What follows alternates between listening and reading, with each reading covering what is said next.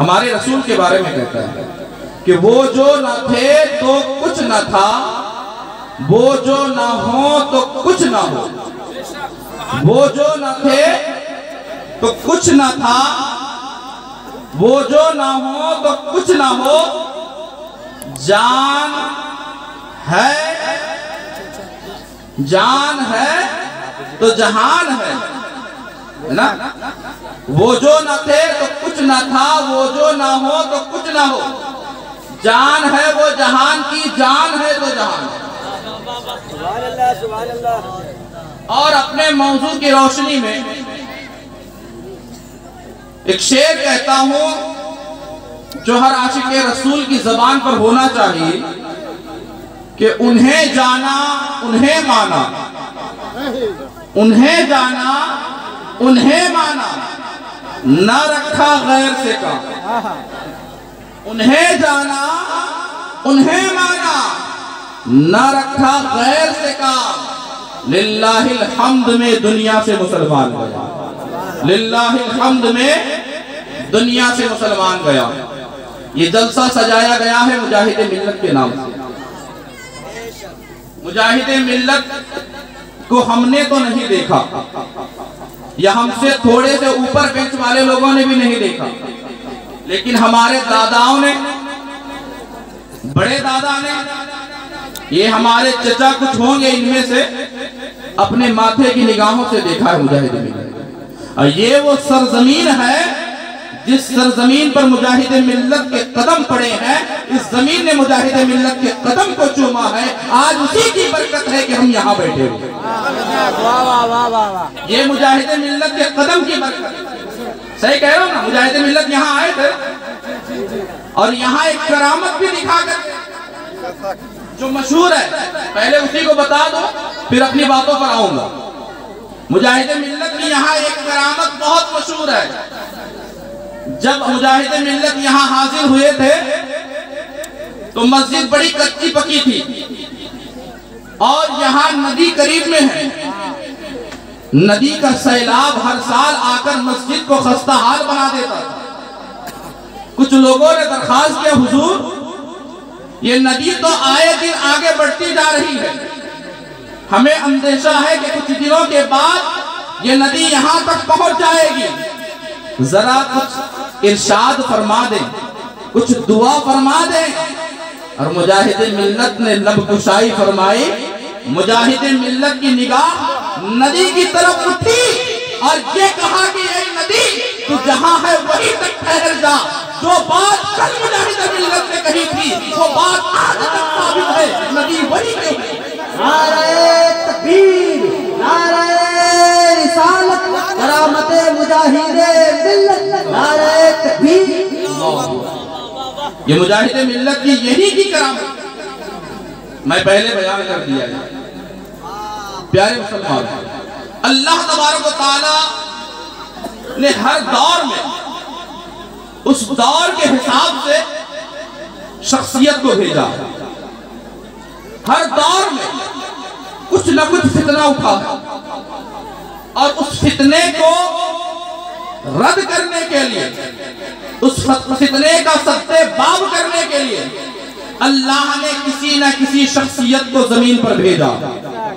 मैं आप लोगों को थोड़ी दूर से लाना चाहता हूं। जब जमीन पर नमरूद का दबदबा बढ़ा तो अल्लाह ने इब्राहिम खलीलुल्लाह को भेजा। जब जमीन पर फिरऔन का जब्र बढ़ा, जुल्म और तशद्दुद बढ़ा, तो फिरऔन को ज़ेर करने के लिए अल्लाह ने मूसा कलीमुल्लाह को भेजा। और जब जमीन पर अरब के मुश्रिकों का जोर पड़ा तो अल्लाह ने अरब की जमीन पर हमारे नबी को भेजा और नबी आते ही अरब की जमीन को लाल। ये हमारे नबी का सुल्तान। प्यारे मुसलमान, अल्लाह ने हर दौर में फितने का सत्तेबाब करने के लिए किसी न किसी शख्सियत को जरूर भेजा। आप लोग तारीख का उठाकर मुताला कर ले कि कहीं ना कहीं आपको यह समझ में आएगा कि कोई दौर ऐसा नहीं गुजरा गुजरा जिस दौर में कोई फितना ना हो, जिस दौर में जुल्म और बर्बरियत ना हो, जिस दौर में जबर ना किया गया हो, लेकिन उस जुल्म के इंतहा के लिए, उस जुल्म का खात्मा करने के लिए अल्लाह अपने बंदों को जमीन पर भेजता रहा और अल्लाह के बंदे जमीन पर आकर जमीन से जुल्म और बर्बरियत को खत्म करते गए। हमारे नबी के जमाने में बहुत ज्यादा जुल्म हुआ। हमारे नबी ने जब इस्लाम की तालीम के लिए, इस्लाम की नश्र इशाअत के लिए अरब की जमीनों का दौरा किया, ताइफ गए तो नबी पर पत्थर भी बरसाए गए। हमारे नबी ने इस्लाम की खातिर अपने सरों पर, पैरों पर पत्थर का जख्म भी बर्दाश्त किया। यह ऐसा जुल्म था जो बयान नहीं कर सकेगा कोई आशिक रसूल। नबी पर सजदे की हालत में कंधे पर नबी के ओझड़ी रखा गया। ऐसा जुल्म नबी ने बर्दाश्त किया है सिर्फ और सिर्फ अपने दीन को फैलाने के लिए। अपने दीन को फैलाने के लिए क्या जुल्म नहीं किया गया। जिस जमीन में हमारे नबी पैदा हुए थे, मक्का की सरजमीन पर इतना जुल्म बढ़ गया कि अल्लाह की जानिब से हुक्म आया कि ऐ मेरे महबूब, अब मक्के से निकल जाओ और मदीना हिजरत कर जाओ। मदीना जाते वक्त जब नबी मक्के को छोड़ रहे थे तो नबी की आंखों से आंसू आंसू जारी थे और जबान पर यह लफ्ज था कि ऐ मक्का, अगर इनका जुल्म न बढ़ता तो मैं तेरे पास से कभी नहीं जाता। नबी मक्का छोड़कर मदीना आए, लेकिन उसका सिला क्या हुआ कि अल्लाह ने नबी को उसका सिला ये दिया कि नबी जब मक्का से चले थे तो हजरत अबू बकर थे और उनके गुलाम थे, यानी सिर्फ 4 लोगों का सफर था। जब मक्के से मदीना आए थे तो 4 लोगों के साथ में आए थे। फिर वही नबी जब मदीना से मक्का फतह करने के लिए गए थे, मक्के को फतह करने के लिए गए थे, तो किताबों में आता है नबी तन्हा नहीं थे, बल्कि नबी के पीछे 1 लाख सहाबा किराम की जमात, 1 लाख सहाबा किराम की जमात। जब फतेह मक्का कितने दिन में हुआ? नबी हिजरत किए, हिजरत के बाद 8 साल में फतेह मक्का हुआ। 8वीं हिजरी में 8 साल में अल्लाह ने इतनी ताकत दी इस्लाम को कि जब नबी मक्का से चले थे 4 लोग थे, लेकिन 8 साल के बाद इस्लाम इतना फैला कि फिर दोबारा नबी मक्के में जा रहे तो लाखों की तादाद के साथ में जा रहे। ये अल्लाह तबारक व तआला हर जमाने में जुल्म और बर्बरियत को खत्म करने के लिए किसी न किसी जात को भेजता। मक्के की सरजमीन पर क्या जुल्म नहीं होता। छोटी छोटी बच्चियों को जिंदा दरगोर किया जाता। अगर किसी के घर में लड़की पैदा हो जाए तो मनहूस समझा जाता था और उस लड़की को जमीन में जिंदा दफन करना फख्र समझा जाता। यानी अपने आप को फख्र जताते थे कि हमने एक बच्ची को जमीन में जिंदा दरगोर कर दिया। अरब का ये हाल था।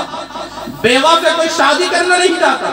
अगर किसी का शौहर मर जाए या किसी का शौहर तलाक दे दे तो उस औरत से लोग दूरी इख्तियार कर लेते थे। अगर किसी का बाप मर गया, कोई बच्चा यतीम हो गया, तो उस यतीम पर ऐसा जुल्म होता था कि उसके जायदाद पर कब्जा कर लिया जाता था। ऐसे ऐसे जुल्म थे। हद तो ये था कि जिस खाने काबा को अल्लाह का घर कहा जाता है, उस खाने काबा में 360 बुतों को रखकर पूजा किया जाता। ये बहुत बड़ा जुल्म था। इस जुल्म को खत्म करने के लिए अल्लाह ने रबीउल अव्वल की 12वीं तारीख को हमारे नबी को मक्का में भेजा। किसी शायर ने क्या ही खूब कहा था ना कि जहां तारीख था जुल्मत कदा था, सख्त काला था। जहां तारीख था जुल्मत कदा था, सख्त काला था। कोई पर्दे से क्या निकला कि घर घर में उजाला। कोई पर्दे से क्या निकला कि घर घर में उजाला था। ये हमारे नबी ने अरब की सरजमीन का जुल्म को खत्म किया। इसी तरह अल्लाह तबारक व तआला ने हर दौर में जुल्म के खात्मा के लिए किसी न किसी को भेजा। सारे की बातों तो नहीं कर बात इस मुख्तसर से वक्त में नहीं कर सकते। बस मैं अपने टॉपिक पे आना चाहता हूं, क्योंकि ये जलसा मुजाहिद मिल्लत के नाम से मनाया जाता है। कुछ मुजाहिद मिल्लत पर रोशनी डालूंगा इंशाअल्लाह। अल्लाह तबारक व तआला जब यजीद का जुल्म बढ़ा, यजीद जब बादशाह बना तो उसने जब्र के जरिए डराकर खिलाफत हासिल करना चाहा। हजरत इमाम हुसैन की बैअत लेना चाहा, लेकिन उसके नतीजे में हुआ क्या? इमाम हुसैन ने उस जुल्म का जवाब देने के लिए करबला पहुंचा। उस जुल्म का क्यों? यजीद ये भी तो कलमा पढ़ता था, यजीद भी तो मुसलमान कहलाता और सहाबी का बेटा था। ऐसे वैसे सहाबी नहीं, अमीर मुआविया की जात बहुत बड़ी जात है। और अमीर मुआविया है कौन? हमारे नबी पर जो वही नाजिल होती थी, अल्लाह के फरिश्ते लेकर आते थे, नबी की बारगाह में बैठकर उस वही को लिखा करते थे। ऐसे सहाबी है अमीर मुआविया। और अमीर मुआविया रिश्ते में नबी के साले लगे। हजरत अमीर मुआविया उनका बेटा था यजीद, लेकिन उसकी तबीयत में ये जुल्म और बर्बरियत छाया हुआ था। यजीद जालिम था, जाबिर था, गुनहगार था, लेकिन इसके जुल्म को खत्म करने के लिए तने तनहा इमाम हुसैन खड़े हुए। बहुत से सहाबा उस वक्त मौजूद थे और मुसलमान मौजूद थे, लेकिन इमाम हुसैन ही करबला क्यों गए? इमाम हुसैन ही करबला क्यों गए?